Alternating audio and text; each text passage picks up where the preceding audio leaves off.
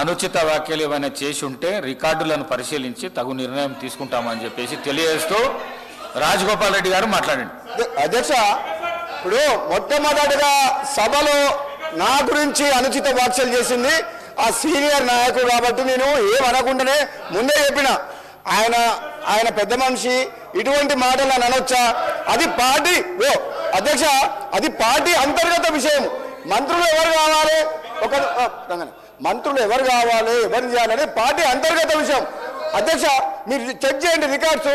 ఒకనాడు హరీష్ రావు గారు బాబు ఒక నిమిషం రంగన ఒకనాడు హరీష్ రావు గారేమో ఆ రోజు నా గురించి నా మంత్రి పదవి గురించి మాట్లాడు. మళ్ళా కడియం శ్రీహరి గారు మాట్లాడారు మా పార్టీ గురించి. అధ్యక్ష, మా పార్టీ అంతర్గత విషయం గురించి ఎవరు మంత్రులు కావాలి, మా పార్టీ అధిష్టానం ముఖ్యమంత్రి గారు నిర్ణయం తీసుకుంటారు. ప్రతిసారి వీళ్ళ దుర్బుద్ధి ఏంటంటే అధ్యక్ష, వాళ్ళకి అధికారం పోయినప్పటి నుంచి మా కాంగ్రెస్ పార్టీ సభ్యుల దగ్గర పోయి నీకు మంత్రి పదవి రాలేదు, నీకు అది రాలేదు, నీకు అది అని మమ్మల్ని రెచ్చగొట్టి పార్టీని చీల్చే కుట్ర వీళ్ళు చేస్తున్నారు అధ్యక్ష. ఇది వాళ్ళ నైజం, వాళ్ళ కడుపులో విషయం ఉంది. నన్ను ప్రతి ఒక్కరి దగ్గర పోయి నువ్వు మంత్రి కాలేదా ఇవన్నీ మాట్లాడి ఇది ఈ కుట్ర చేస్తున్నారు. కడియం శ్రీహరి గారు, మీరు నాలాంటి మనిషిని పట్టుకొని అధ్యక్ష, నేను తెలంగాణలో పార్లమెంట్లో తెలంగాణ కోసం కొట్లాడిన మనిషిని, నా పదవిని ఇట్లా గడ్డిపోతరా పడేసి మీకు వ్యతిరేకంగా పోరాటం చేసిన మనిషిని. నాకు పదవులు ముఖ్యమా అధ్యక్ష? నేను పదవుల కోసం పాకులే మనిషిని అయితే పదవికి రాజీనామా చేసి మీ ప్రభుత్వాన్ని మున్నోడు ప్రజల కాళ్ళ దగ్గర తీసుకొచ్చిన అధ్యక్ష నేను. మీరు తాటికొండ రాజే అనే వ్యక్తికి, ఉద్యమకారునికి మిమ్మల్ని నమ్ముకొని టీఆర్ఎస్ బదిలోకి వస్తే ఒకసారి మంత్రి పదవిని తొలగించి అవమానించుండ్రు, ఇంకోసారి టికెట్ ఇవ్వకుండా అవమానించుండ్రు. అది కడియం శ్రీహరి గారి చరిత్ర. అది పచ్చకామర్లకు రోగమంతా అధ్యక్ష, మా ముఖ్యమంత్రి గారు, మా గవర్నమెంట్ కాంగ్రెస్ పార్టీ 100 సార్లు చెప్పిన అధ్యక్ష, 100 సార్లు ఏమని, ఈ 6 గ్యారెంటీల పథకాలు హామీలు విడతల వారీగా మేము అమలు చేస్తాము అని చెప్పినాం. మా గవర్నమెంట్ కమిట్మెంట్ తో ఆల్రెడీ కొన్ని కమిట్మెంట్ ఫుల్ఫిల్ చేసింది. మీరు ప్రతిసారి అసెంబ్లీలో కానీ బయట కానీ అబద్ధాలు ఆడిండ్రు. మీరు ఎప్పుడు చేస్తారు అన్నారు. మీరు వచ్చి 2 నెలలు అయింది. మీరు 10 ఏళ్ల పాటు డబుల్ బెడ్రూమ్ ఇల్లు కట్టిస్తున్నారు, నిరుద్యోగ వృత్తి ఇస్తున్నారు, 3 ఎకరాల స్థలం ఇస్తామన్నారు, ₹1,00,000 రుణమాఫీ చేస్తామని చెప్పి 5 ఏళ్ల కింద 2018లో ఎన్నేళ్ళకి చేసింది అధ్యక్ష?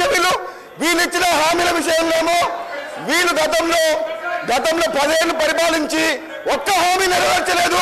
మాకు 2 నెలలు సమయం కాలేదు. మా ముఖ్యమంత్రి గారు కాంగ్రెస్ పార్టీ ఆహర్నిశం కష్టపడి మీరు చేసిన తెలంగాణ ఆగమైన తెలంగాణని గాడిలో పెడతామని చెప్పి మా కాంగ్రెస్ పార్టీ ప్రభుత్వం కృతనిశ్చయంతో ఉంది. మీకెందుకు కడుపులో మంట అంటే మేము చేయొద్దా? మీకు అవకాశం ఇచ్చారు 2 సార్లు, మీకు 2 సార్లు అవకాశం ఇచ్చారు, 10 ఏళ్ళు పరిపాలించారు.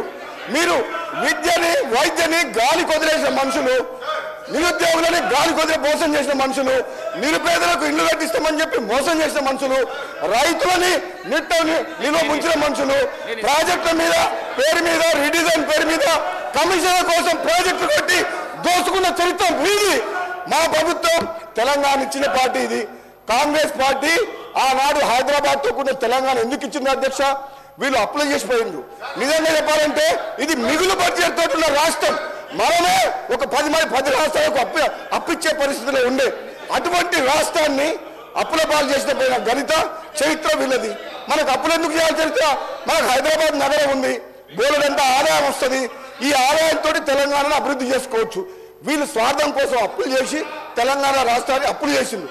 మళ్ళా మాకు ఈరోజు ఏమంటున్నారు, మీరు ఎట్లా చేస్తారో అంటారు, మేము ఇచ్చిన హామీలు ఎట్లా చేస్తారో అంటారు. మేము చేస్తాం, మేము నిరూపిస్తాం, ప్రజలకు ఇచ్చిన మాట నెరవేరుస్తాం. వీళ్ళు తట్టుకోలేరు అధ్యక్ష, వీళ్ళు తట్టుకోలేరు. మమ్మల్ని తట్టుకునే శక్తి వీళ్ళకి లేదు. దమ్ముంటే కేసీఆర్ని హౌస్లోకి రమ్మని చెప్పి దమ్ముంటే మేము నిరూపిస్తాం. మా ముఖ్యమంత్రి గారు చెప్పింది, ఇప్పుడు మీ నాయకుడిని రమ్మని చెప్పండి అని చెప్పి ముఖ్యమంత్రి గారు నిన్న చెప్పిండు, ఈ రోజు కూడా చెప్పిండు. ఆ దమ్ము లేదు, పారిపోతున్నారు. బయట పోయి మాట్లాడతారు, హౌస్లో మాత్రం చర్చ లేరు. ఈ రోజు మా ముఖ్యమంత్రి గారి నాయకత్వంలో ఈ రోజు మీ అందరం కూడా కమిట్మెంట్ తోటి పనిచేస్తున్నారు. చేస్తున్నాం. ఒక శ్వేతపత్రం ఆర్థిక పరిస్థితి మీద శ్వేతపత్రం ఇచ్చినాం. కృష్ణా వాటర్ దోపిడీ మీద చర్చ చేసి ప్రజెంటేషన్ ఇచ్చినాం. గోదావరిలో మోసం జరుగుతుంది, మేడిగడ్డకు ముఖ్యమంత్రి గారి నాయకత్వంలో అందరం పోయి చూసి వచ్చినాం. అది జీర్ణించుకోలేక ఇవన్నీ వాళ్ళు చేసే తప్పుల్ని ప్రజలకు తేట తెలంగా కళ్ళకట్టేటట్టు చూపిస్తున్నాం. కాబట్టి అది తట్టుకోలేక ఈ విధంగా మాకు వ్యక్తిగతంగా విమర్శలు చేస్తున్నారు. అధ్యక్ష, నేను ఈరోజు చెప్తున్నా, మళ్ళీ వీళ్ళ ఆటలు సాగవు. ఏనాడైతే బీఆర్ఎస్ మార్చిండ్రో అప్పుడు వాళ్ళ పని అయిపోయింది. వాళ్ళు బతుకుతెరువు కోసం, అధికారం కోసం, స్వార్థం కోసం పనిచేసే వ్యక్తులు. ఆనాడు తెలంగాణ సెంటిమెంట్ రెచ్చగొట్టి రేవంత్ రెడ్డి గారు అన్నారు, నిన్న అమాయకులను చంపి పిల్లల్ని చంపిన పాపం మీకు ఉసురు తగులుతుందని చెప్పి వాళ్ళ కుటుంబం లక్షల కోట్లు దోసుకుంది. అధ్యక్ష, ఆ పాపం ఎవరో త్యాగం చేస్తే త్యాగాల పునాదం మీద ఏర్పడ్డ తెలంగాణలో ఒక కుటుంబం బాగుపడి లక్షల కోట్లు దోసుకున్న చరిత్ర వాళ్ళది. అది తెలంగాణ ప్రజలు 2 సార్లు తప్పు చేసినామని గమనించి ఈరోజు గ్రహించి మళ్ళీ తెలంగాణ ఇచ్చిన కాంగ్రెస్ పార్టీకి పట్టం కట్టిన. అధ్యక్ష, ఇది పేదల ప్రభుత్వం, పేదల రాజ్యం, పేదల కోసం పనిచేస్తుంది. ఈరోజు మమ్మల్ని మా లోపల చీలిక తీసుకొచ్చి నన్ను రెచ్చగొడతారు. నీకేం కాలేదా అంటారు, ఇంకోటి దగ్గర పోతారు, నీకేం రాలేదా అంటారు. ఎంతసేపు మనం చీల్చి మళ్ళీ అధికారంలో రావాలని కుట్ర చేస్తారు. అధ్యక్ష, కానీ వాళ్ళ పప్పులు ఉడుకోవు. మేము కాంగ్రెస్ పార్టీ ఈరోజు మా ముఖ్యమంత్రి గారి నాయకత్వంలో అందరం కలిసికట్టుగా ఐకమత్యంతో తెలంగాణ ప్రజల కోసం పనిచేసిన తప్పితే పదవుల కోసం పాకులాడే మనుషులం కాదు. అధ్యక్ష, థ్యాంక్ యూ. అధ్యక్ష. ఆది శ్రీనివాస్ గారు.